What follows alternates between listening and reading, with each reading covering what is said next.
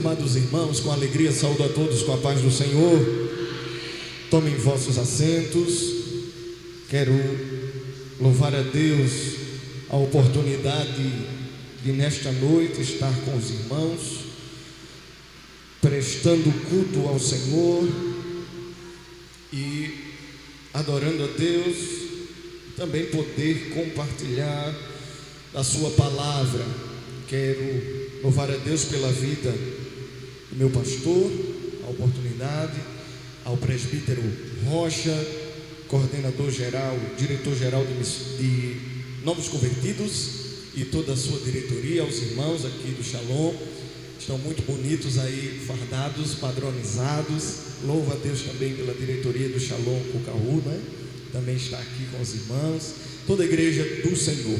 Meus amados irmãos, quero convidá-los à leitura da palavra de Deus na carta de Paulo a Filemon. Carta de Paulo a Filemon. O Senhor é bom e a sua bondade dura para sempre. Ele tem uma palavra ao nosso coração. Filemon fica antes de Hebreus e depois de Tito. Então vá lá para o fim da Bíblia e volte, que é melhor de trás para frente. Filemon é uma carta pequena, de um capítulo único. E nós faremos a leitura do versículo 10 para dar base à mensagem que o Senhor inspirou no meu coração. Está escrito: faço um pedido em favor de meu filho Onésimo, que gerei entre algemas. Peço aos irmãos que repitam, por favor. Faço um pedido em favor de meu filho Onésimo, que gerei entre algemas. Meus amados irmãos, a palavra do Senhor que desceu ao meu coração, meditando na Bíblia Sagrada, foi este texto, nesta pequena carta de Paulo a Filemon. Nós vamos observar que esta carta de Paulo a Filemon, ela foi escrita em um período de prisão para Paulo. Ele estava preso na cidade de Roma. Ele estava enclausurado. Ele não podia sair por conta de uma sentença que estava sobre a sua vida. Porém, a palavra de Deus, através de Paulo, ela não estava presa, mas continuava livre, porque Paulo podia escrever cartas e enviar às igrejas, como ele fez neste período também. As cartas escritas a Colossenses, aos Filipenses e aos Efésios, ele também precisou escrever uma carta de cunho pessoal, e esta carta foi escrita, endereçada a Filemon. E quem foi Filemon? O texto sagrado nos mostra que Filemon era um homem que tinha posses e que vivia na cidade de Colossos. A Bíblia nos mostra que este homem, ele tinha autoridade sobre servos e servas. Este homem, ele era alguém que naquela cidade ele tinha um prestígio muito grande, porque se pudéssemos colocar uma nomenclatura de hoje de alguém que é considerado numa cidade, alguém que tem posses, alguém que tem servos e servas, Filemon era um grande empresário de Colossos. Mas não apenas isso, sobre tudo isso, Filemon era também um servo de Deus. Filemon era um filho espiritual que foi gerado pelas ministrações do apóstolo Paulo. Quando pregando a palavra, Filemon aceitou a verdade do evangelho que Paulo pregava. E Filemon, tão logo, além de ser um filho espiritual, ele passa também a ser um cooperador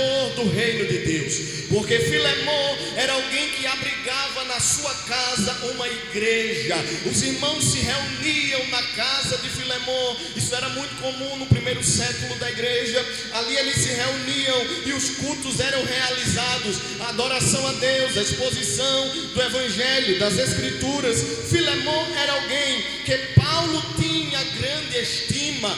E esta carta, diferente das demais cartas que Paulo escreveu, ela foi endereçada de forma específica a alguém para uma situação de cunho pessoal, porque ainda que Paulo escreveu também a Timóteo, escreveu também a Tito, estas duas cartas são consideradas cartas pastorais, porque ela trata de assuntos doutrinários da igreja, de organização da igreja, de organização de tudo que a igreja precisa, sob a inspiração do Espírito Santo. Mas a carta de Paulo a Filemon, ela é específica, ela é singular, porque ela trata de um assunto pessoal. Não está aqui Paulo trazendo doutrinas bíblicas para ser aplicada à igreja que estava na casa de Filemon, mas algo que levou Paulo a escrever esta carta foi a fuga e a conversão do escravo Onésimo, este que era servo de Filemon, este que servia na casa de Filemon, escravo, porque na época em que primeiro século da igreja, ali no Império Romano, a escravidão era uma realidade. Os escravos existiam, as pessoas compravam os escravos, as pessoas vendiam os escravos e eles ali serviam aos seus donos. A lei ordenava inclusive que qualquer escravo que fosse rebelde, que qualquer escravo que fosse fugitivo da casa do seu senhor fosse apanhado e fosse morto. Mas nós vamos observar que quando Onésimo comete um delito na casa de Filemon, ele foge, ele vai embora, e a Bíblia diz que quando ele foge, no caminho da sua fuga, de maneira que ele não entendia, mas Deus estava dirigindo os seus passos, ele vai então agora para Roma, e lá em Roma, Onésimo vai ser preso. Irmãos, Onésimo estava fugindo em busca da liberdade. Esta carta que Paulo escreveu, ela vai nos apresentar a situação, a história, o desfecho do que acontece com o escravo Onésimo e com Filemon, que era o seu senhor por direito, porque certamente Filemon havia pago um preço para ser dono de Onésimo, mas este Onésimo se tornando rebelde, este Onésimo cometendo um delito com Filemon, ele agora vai se tornar também fugitivo. E a carta que Paulo escreve a Filemon, ela tem um propósito: trazer a reconciliação entre Onésimo, quem havia cometido um delito, quem havia fugido do seu dono, e Filemon, que tinha sobre ele direitos legais. E nós observamos que dentro desta situação, desta história de cunho pessoal que Filemon viveu, que Onésimo viveu, Paulo vai nos mostrar por meio da sua escrita, por meio das suas palavras, algumas características que nos fazem compreender a respeito do Evangelho. E nós estamos nesta noite em um culto evangelístico e ao mesmo tempo festivo por os irmãos que batizaram nas águas, novos convertidos que passaram pelas águas e estarão se desvinculando do departamento de integração.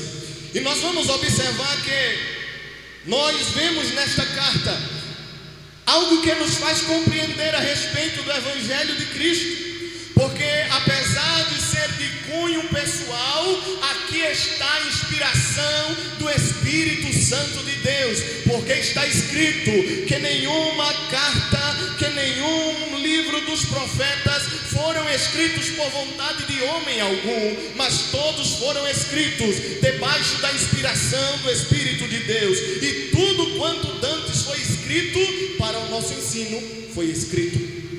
Nós vamos observar em primeiro lugar que esta história de Filemon e Onésimo nos apresenta o poder do Evangelho. O poder do Evangelho, sim, porque Filemon era senhor, Onésimo era escravo, mas o Evangelho alcança Filemon e este Evangelho também vai alcançar Onésimo, porque o Evangelho tem poder de alcançar rico e pobre, preto e branco, escravo e senhor. O Evangelho tem poder para alcançar todas as classes de pessoas. A sociedade, irmãos, costuma dividir, não é? A sociedade costuma separar por classe social, por cor racial. A gente vai fazer uma prova, seja ela do que for, tem lá uma cota para quem é indígena, separa. Tem lá uma cota para quem é deficiente físico, separa. Tem lá uma cota para quem é negro, separa. Mas nós estamos diante da palavra de Deus, que fala-nos do Evangelho, e somente o Evangelho tem poder não para separar, mas para unir pobres, ricos, brancos e pretos, escravos e servos. Ele, ao invés de separar, ele aproxima as pessoas. As desavenças são resolvidas, as barreiras de separação são derrubadas quando esbarram-se no Evangelho. O Evangelho de Cristo não tem lugar para separação. No Evangelho de Cristo não tem lugar para o mais importante e o menos importante. Todos diante de Deus, conforme Paulo escreveu aos Coríntios no capítulo 12, versículo 13: porque todos nós fomos batizados em um Espírito, para sermos um corpo, quer judeus, quer gregos, quer escravos, quer livres, e todos nós fomos dados a beber de um Espírito. O poder do Evangelho, o alcance que o Evangelho tem na vida de alguém. Quando Onésimo está fugindo ali em Roma, ele vai chegar na prisão exatamente que Paulo estava preso. E como eu disse, Paulo estava preso, mas a palavra de Deus através de Paulo estava livre. E Paulo estava ali na prisão, mas a sua missão era pregar o Evangelho. Seja onde quer que nós estejamos, irmãos, sejamos como Paulo, preguemos o Evangelho do Senhor Jesus, preguemos a mensagem do Senhor, porque nós fomos alcançados um dia, porque alguém se dispôs a pregar o Evangelho. E é nosso dever também continuar pregando o Evangelho. Tem muita gente ainda para se alcançar, tem muita terra para se conquistar, os campos estão brancos. Preguemos, pois, o Evangelho. E Paulo pregou o Evangelho para Onésimo. A carta nos diz que Onésimo se converte. Onésimo passa alguns meses preso ali com Paulo. Depois de convertido, ele o serve com muita dedicação. Onésimo não tomou uma decisão por conveniência. Onésimo tomou uma decisão com convicção de que a mensagem havia transformado o seu interior, com convicção de que a mensagem alcançou a sua alma e saciou a sede do seu espírito, porque todo homem tem sede de Deus. Onésimo, fugindo em busca de liberdade por ser um escravo social, ele agora chega na prisão, aceita o Evangelho. E nós observamos aqui, irmãos, a providência do Evangelho. Em primeiro lugar, o poder do Evangelho. O poder do Evangelho faz com que ele alcance todas as classes sociais, todas as pessoas. Glória a Deus. É por isso que eu fui alcançado, é por isso que você foi alcançado, porque o Evangelho tem poder. Glória a Deus. Nós observamos a providência do Evangelho aqui também, porque nós vemos que Onésimo, fugindo para ter liberdade da escravidão social, ele agora se encontra preso, ele se encontra com Paulo. E nós observamos aqui que ainda que nós estejamos em situações embaraçosas, Deus não nos perde de vista.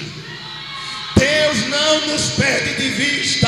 Ainda que estejamos vivendo talvez alguma situação embaraçosa, o Senhor está com seus olhos fitos em nós, e Ele providenciará o meio de nos alcançar, de nos alcançar, de nos alcançar. Salmos 121, versos 3 e 4 nos diz: Ele não permitirá que o teu pé se desvie, o teu guardador não dormitará. Eis que não dormitará, nem dormirá o guardador de Israel. Ele é o seu guardador, ele não dorme, ele não tosqueneja, você não foge dos olhos do Senhor. Onésimo estava fugindo de Filemon, mas os olhos de Deus estavam sobre Onésimo. Onésimo estava fugindo de uma escravidão social, mas os olhos de Deus viam que Onésimo precisava ser liberto. Não era da escravidão social apenas, mas ele estava preso pelo pecado e precisava ser liberto.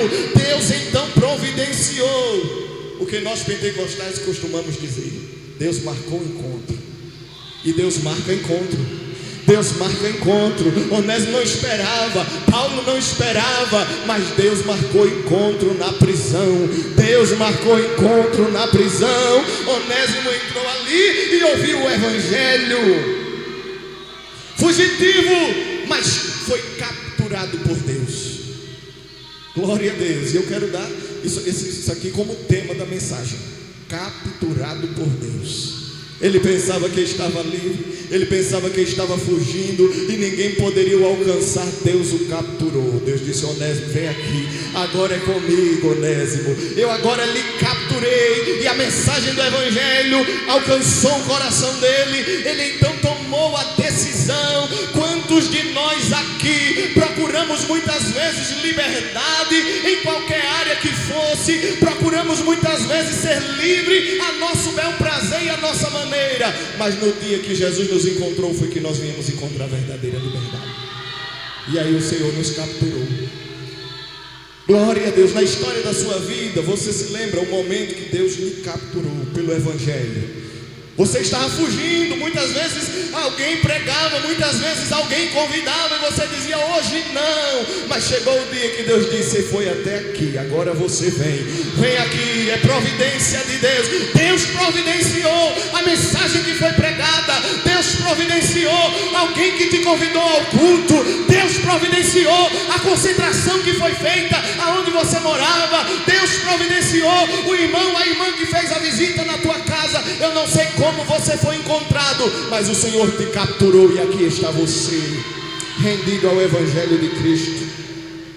A providência do evangelho é vista nesta carta, porque a situação de Onésimo era improvável. No meio da grande Roma ele se encontrar com Paulo, mas nada que acontece na vida de um escolhido de Deus acontece por acaso, irmãos. Tudo é providência de Deus.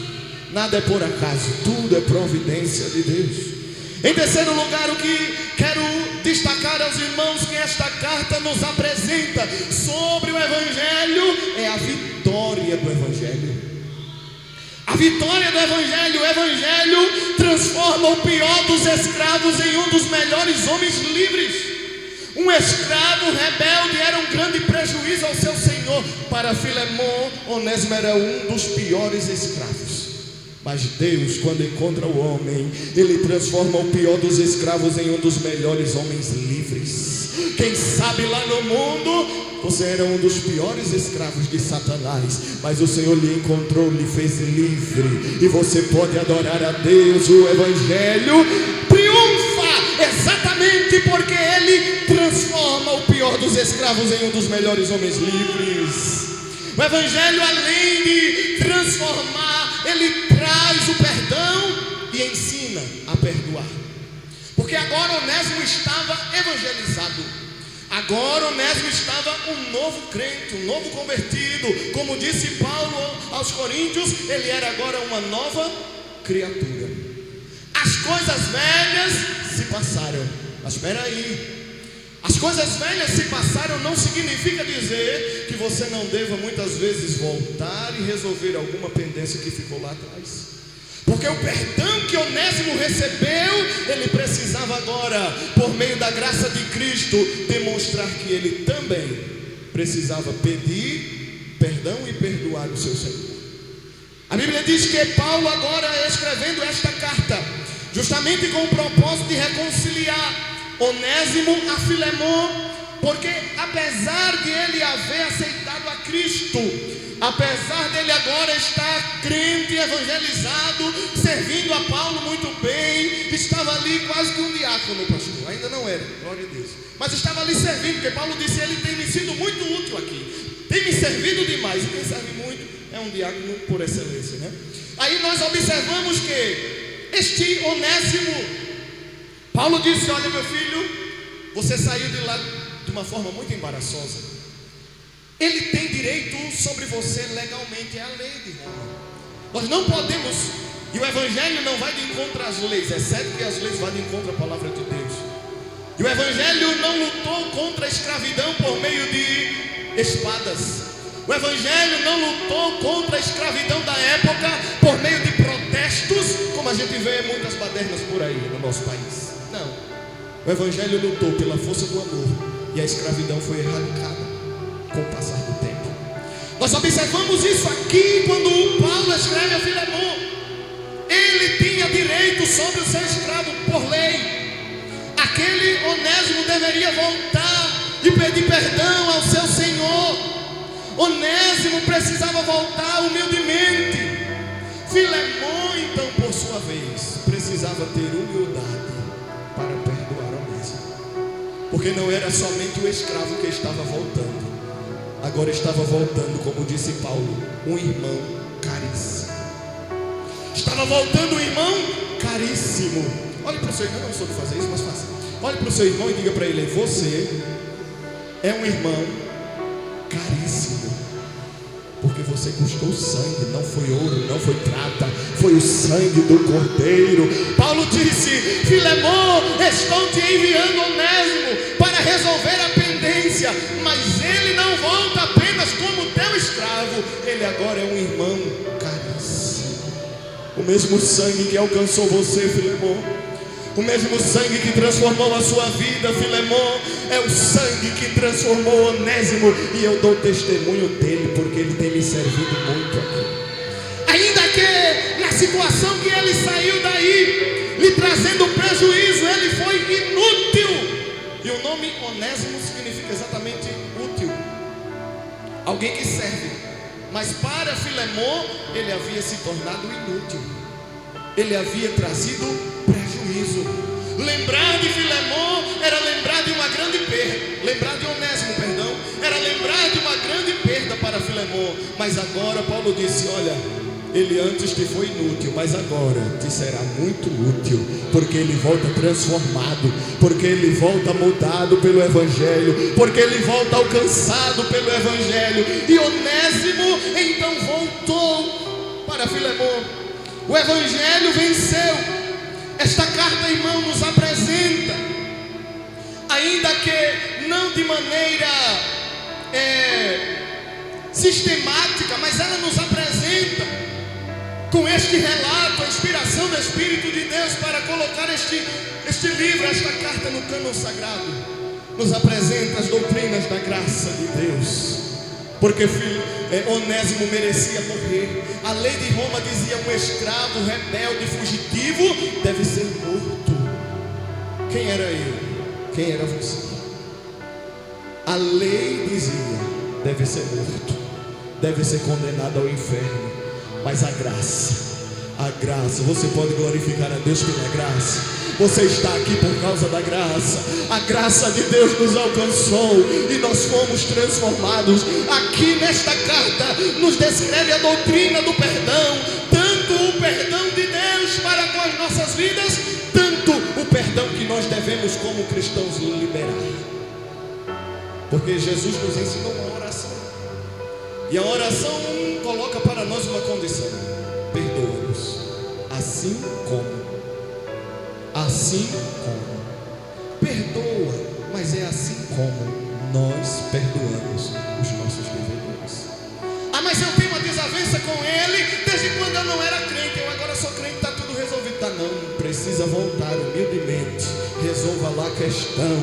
O Senhor quer fazer de você um instrumento da pregação do Evangelho, e ainda que você não consiga pregar eloquentemente, segurando o microfone, quem sabe, mas com a atitude de voltar, dizer: eu agora sou crente, minha vida foi transformada e eu quero me reconciliar com você. É uma grande pregação do Evangelho de Cristo. Paulo disse: Onésimo, você agora é crente, perdoado está, mas precisa voltar humildemente, pedir perdão ao seu Senhor. E lá, Filemon, para você mostrar que você é crente e transformado, Filemon, receba ele. Receba ele como se a mim você estivesse recebendo. E Paulo disse, irmãos, uma das coisas lindas que Paulo fala nesta carta, eu sou apaixonado nesta carta tão pequena, é que ele disse: olha, e tudo quanto ele te deve, põe na minha conta. Tudo quanto ele lhe deve, não cobre dele não, ele está voltando, mas não é para você cobrar dele, põe na minha conta.